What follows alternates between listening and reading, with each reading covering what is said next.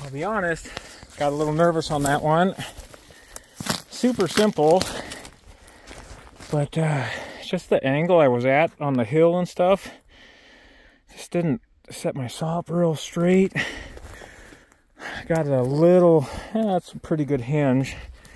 You can see pretty neat, even across. I would have liked it to have been a little bigger, but you can see my shims came right up to it, so I maybe would have had to double them up.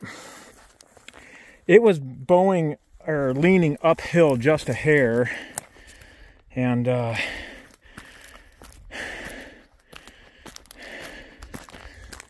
so it made it, actually had to push it over, and it landed, I wanted it to drop right next to this big stump here, and it hit right there.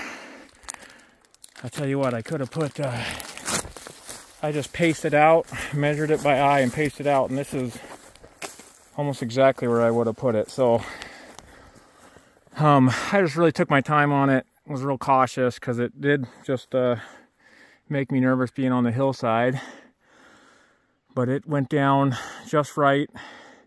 I was wanting it to hit that slope a little more even, so it landed pretty heavy on the front and just bounced in the middle, but it didn't break it. So that's great. So now we'll cut it up into, well, some 12-foot sections right now, so we can finish our deck flooring for our deck that we're putting on the front of the house, a porch.